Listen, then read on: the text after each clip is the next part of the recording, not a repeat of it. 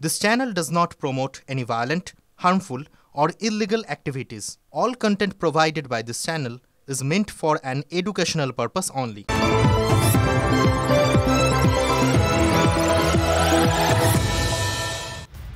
দেখছেন টিভি9 বাংলা, রয়েছে আমি শুভজিৎ মিত্র। শুরু করছি নিউজ টপ 9। এই মুহূর্তের একটা বড় খবরের দিকে নজর রাখতে হচ্ছে। হলদিবাড়িতে এনআইএ এর অভিযান নিয়ে চাঞ্চল্যকর তথ্য। দেশে আল কায়দা জঙ্গি অনুপ্রবেশের তদন্তের সূত্রে অভিযান এনআইএ এর। যে বিশ্বজিৎ বর্মনের বাড়িতে তল্লাশি, তার সঙ্গে বড়সড় অনুপ্রবেশ চক্রে যোগ থাকার অভিযোগ। বড় খবর নিঃসন্দেহে। আর বিস্তারিত জানবো, সিজার আমাদের সঙ্গে রয়েছেন টেলিফোনে, আমাদের সহকর্মী। সিজার, কি জানা যাচ্ছে, কেন এই তল্লাশি, এই যে বিশ্বজিৎ বর্মন, তার কি পরিচয়?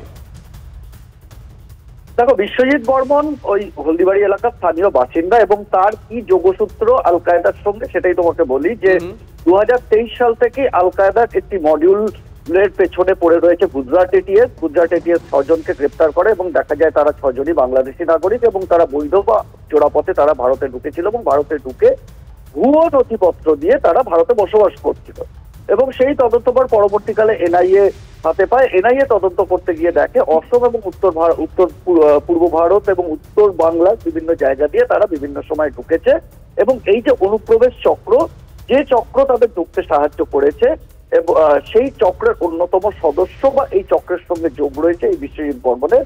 এবং সব থেকে গুরুত্বপূর্ণ বিষয় হচ্ছে যারা ঢুকেছিল তাদের সঙ্গে যোগাযোগ রয়েছে আইএস আল কায়দার উপমহাদেশীয় যে হ্যান্ডলার, তার মধ্যে একজন মহিলাও রয়েছে এবং সেই সূত্র থেকে তাদের যে আল কায়দার লিঙ্ক সেটা এস্টাবলিশ হয় এবং এই আল কায়দা সহ বিভিন্ন জঙ্গি সংগঠন বা ইসলামিক কট্টরপন্থী সংগঠনে বহু নেতা বা সদস্য এই চক্রের হাত ধরে ভারতে ঢুকেছে এমনটাই সন্দেহ এনআইএ এবং সেই কারণেই আজকে বিশ্বজিতের বাড়িতে তল্লাশি।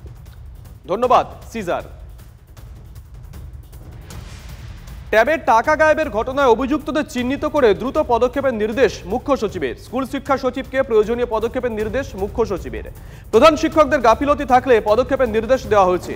রাজ্য পুলিশের ডিজি রাজীব কুমারের উপস্থিতিতেই নির্দেশ মুখ্য সচিবের। এদিনের বৈঠকে বেশ কিছু গুরুত্বপূর্ণ নির্দেশ দিয়েছেন মুখ্য সচিব।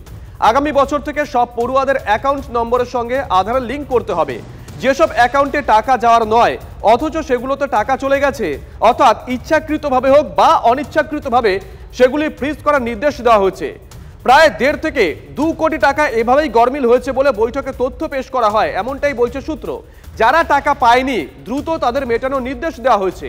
প্রশাসন সূত্রে খবর, বিভিন্ন স্কুলে একাধিক ডেটা এন্ট্রি অপারেটর এই ঘটনায় অভিযুক্ত।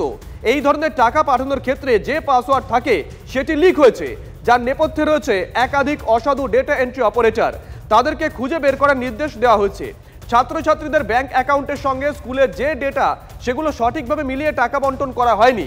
এই কারণে এই ধরনের বড় বিপর্যয় ঘটে গেছে, খবর নবান্ন সূত্রে। ট্যাবের টাকা বিতর্কে এবার অভিযুক্তদের ধরে উপযুক্ত পদক্ষেপ করার নির্দেশ দিলেন মুখ্য সচিব মনোজ কুমার পান্ত। সোমবার নবান্নে সংশ্লিষ্ট বিষয়ে এক উচ্চ পর্যায়ে বৈঠক হয়, যে বৈঠকে মনোজ কুমার পান্ত রাজ্য পুলিশের ডিজি রাজীব কুমারকে এই উপযুক্ত পদক্ষেপ করার নির্দেশ দিয়েছেন বলে সূত্রের খবর। একই সঙ্গে বৈঠকে উপস্থিত শিক্ষা দপ্তরের প্রধান সচিবকে নির্দেশ দেন যে সব প্রধান শিক্ষকের গাফিলতিতে প্রাপ্য টাকা অন্যজনের অ্যাকাউন্টে চলে গেল বা ছাত্রছাত্রীরা বঞ্চিত হলো, সেই প্রধান শিক্ষকদের বিরুদ্ধে শাস্তিমূলক ব্যবস্থা গ্রহণ করতে হবে। যে ধরনের গাফিলতি হয়েছে তা কোনোভাবে বরদাস্ত নয় বলে মুখ্য সচিব এদিন বৈঠকে জানিয়েছেন। এছাড়াও এদিনের বৈঠকে 4 জেলার পুলিশ সুপার এবং জেলা শাসক উপস্থিত ছিলেন। কোথায় কোথায় গাফিলতি হয়েছে, কিভাবে এই ধরনের অ্যাকাউন্ট খোলার ক্ষেত্রে সমস্যায় পড়েছেন এবং কেন এই ধরনের বিতর্ক হলো, সেই যাবতীয় বিষয়ে তিনি জানতে চান বলে সূত্রের খবর। মূলত শিক্ষা দপ্তরের প্রধান সচিবের কাছে মুখ্য সচিব রিপোর্ট তলব করেছেন, যে রিপোর্ট দ্রুত জমা দেওয়ার নির্দেশ দেওয়া হয়েছে বলে নবান্নের বৈঠক সূত্রে জানা গিয়েছে। ক্যামেরায় মাখন পাত্রের সঙ্গে সায়ন্ত ভট্টাচার্য, টিভি9 বাংলা, নবান্ন। এবার আরো মারাত্মক অভিযোগ সঞ্জয় রায়ের। আরজিকর কাণ্ডে সিভিকের মুখে বিনীত গোয়েলের নাম। বিনীত গোয়েল ডিসি স্পেশাল তাকে ফাঁসিয়েছে, কোনো কথা বলতে দিচ্ছে না, সরকার ওদের সাপোর্ট করছে। শিয়ালদা কোর্ট থেকে বেরোনোর সময় বিস্ফোরক অভিযোগ, তিলোত্তমা ধর্ষণ খুনে ধৃত মূল অভিযুক্ত সঞ্জয় রায়ের। তিলোত্তমা ধর্ষণ খুন কাণ্ডে প্রাথমিক চার্জশিটে অভিযুক্ত হিসেবে সঞ্জয় রায়ের নাম উল্লেখ করে সিবিআই। এরপর থেকে বিস্ফোরক দাবি করতে থাকে এই সিভিক ভলেন্টিয়ার। গত সপ্তাহে শিয়ালদা আদালত থেকে বেরোনোর সময় সঞ্জয় দাবি করে তাকে ফাঁসানো হচ্ছে।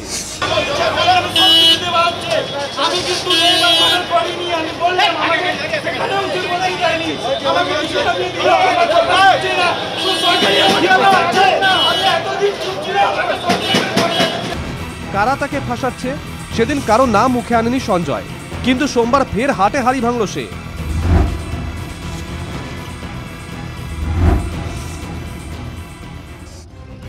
সোমবার থেকে শিয়ালদা আদালতে শুরু হয়েছে আরজিকর মামলার বিচার প্রক্রিয়া। প্রথম দিনে সাক্ষ্য গ্রহণ শেষে আদালত থেকে বেরোনোর সময় বোমা ফাটায় সঞ্জয়। প্রাক্তন পুলিশ কমিশনার বিনীত গোয়েলের বিরুদ্ধে সরাসরি ষড়যন্ত্রের অভিযোগ তুলেছে।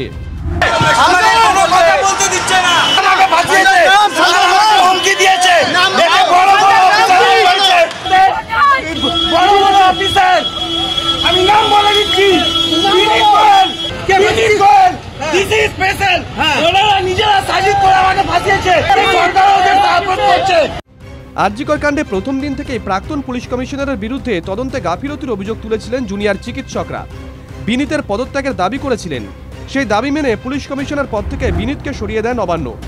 এদিন সঞ্জয়ের মুখে বিনীতের নাম আসার পর চিকিৎসকদের কি প্রতিক্রিয়া?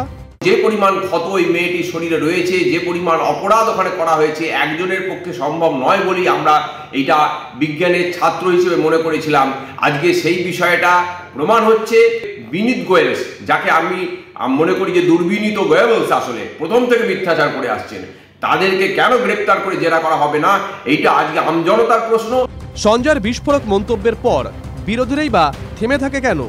সঞ্জয় রায় যে কথাগুলি বলছেন সাধারণ মানুষও কিন্তু তাই বিশ্বাস করে যে কয়েক দশক আগের ধনঞ্জয় এখন সে সঞ্জয়। তো আসল যে অভিযুক্ত তাকে হয়তো বাঁচানোর চেষ্টা করেছে। সেই কারণেই তো সন্দীপ ঘোষ বা টালা থানার ওসিকে সিবিআই তথ্য প্রমাণ লোপাট এবং তদন্তকে নষ্ট করার জন্য গ্রেপ্তার করেছে। রাজ্য সরকারের পুলিশ যাকে ধরেছিল আজকে 91 দিন পরেও তার বাদ দিয়ে এখনো পর্যন্ত সিবিআই কাউকে চার্জশিটে নাম দিতে পারলো না। এটাই অত্যন্ত দুর্ভাগ্যের। আমরা চাইছি তদন্ত দ্রুত সম্পূর্ণ হোক, দোষীরা চিহ্নিত হোক, সত্য সামনে আসুক এবং অভয়ার বিচার হোক। এখন প্রশ্ন হচ্ছে, সিবিআই কি সঞ্জয়ের এই বক্তব্যকে গুরুত্ব দিয়ে দেখবে? সঞ্জয় সেই বিস্ফোরক অভিযোগ যদিও করেছেন, কিন্তু সিবিআই আধিকারিকরা এখন পর্যন্ত এই বিষয়টাকে আদৌ গুরুত্ব দিতে রাজি নন। কারণ সিবিআই আধিকারিকরা বিভিন্ন সময় তাকে জিজ্ঞাসাবাদ করেছেন এবং সেই সময় পর্যাপ্ত সুযোগ থাকা সত্ত্বেও সেই সময় কিন্তু তিনি এই ধরনের কোনো কথা বলেননি। এখন পর্যন্ত সিবিআই চার্জশিটে যা প্রতিফলিত হয়েছে সেখান থেকে স্পষ্ট। এবং তার পরবর্তীতে এই বিচার পর্বে তিনি দাঁড়িয়ে কি বলেন আদালত কক্ষে, সেটাই কিন্তু এই বিচার প্রক্রিয়ায় সেটা মান্যতা পাবে। বাইরে তিনি যাই বলুন না কেন সেটা কোনোভাবেই কিন্তু বিচারের অন্তর্ভুক্ত হবে না। সোমবার শিয়ালদা আদালতে প্রথম দিনে সাক্ষ্য গ্রহণে হাজির ছিলেন নির্যাতিতার বাবা, ছিলেন নির্যাতিতার এক কাকুও। 3 ঘন্টারও বেশি সময় ধরে চলে সাক্ষ্য গ্রহণ। 3 দিন পরপর এই প্রসিকিউশন উইটনেসদের সাক্ষ্য নেওয়া হবে এবং তার পরবর্তীতে ডিফেন্সের পক্ষ থেকে যদি সাক্ষ্য গ্রহণ পর্ব শুরু হবে এবং সেখানে অবশ্যই বিচার প্রক্রিয়ার নিয়ম অনুসারে সঞ্জয়েরও বলার জায়গা থাকবে এবং তারপর আদালত বিচার করবে সঞ্জয়ের এই বক্তব্যের কোনো আদৌ আইনি মান্যতা আছে কিনা। Bureau report, TV9 Bangla. এদিকে সরকারি প্রকল্পের কাজ বন্ধ করে দেওয়ার অভিযোগ শাসক নেতাদের বিরুদ্ধে। পুরুলিয়া 2 নম্বর ব্লকে পীরবা গ্রাম পঞ্চায়েত অফিসের পাশেই দীর্ঘদিন 10 একর জমি পড়ে রয়েছে।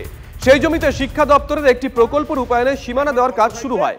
কাজ বন্ধ করার অভিযোগ পুরুলিয়া জেলা পরিষদের সহসভাপতি সুজা বন্দ্যোপাধ্যায় সহ বেশ কয়েকজন শাসক নেতার বিরুদ্ধে। সরকারি জমির ওপর থেকে যাওয়ার জন্য রাস্তার দাবি জানিয়েছেন গ্রামবাসীরা। অন্যদিকে নিজের বিরুদ্ধে ওঠা সব অভিযোগ অস্বীকার করেছেন জেলা পরিষদের সহসভাপতি সুজা বন্দ্যোপাধ্যায়।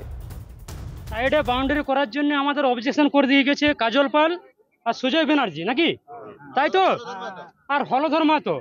আমরা চাই স্যার আমাদের এই জিনিসটা একটা যারা উন্নয়ন জিনিস হচ্ছে, আমাদের এখানে একটা বোবা ছেলেদের শিক্ষিত একটা পড়াশোনার একটা ব্যবস্থা হচ্ছে, তাতে যদি ওদের খারাপ হয় তাহলে তো আমি ভাববো ওরা দুর্নীতির লোক, তাদের অন্যায় করা উচিত। আর এখানে আসে ওরা কেন আমাদের এখানে বিরোধিতা করবে? 2-4 জন ছেলে আছে গোপালপুরে যারা আমাদের সরকার বিরোধী মনোভাব নিয়ে সবসময় চলে।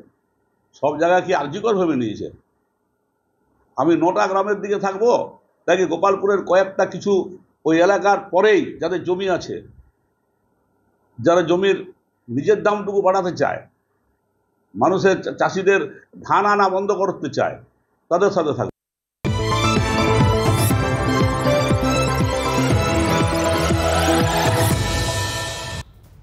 ফিরে এলাম ব্রেকের পর।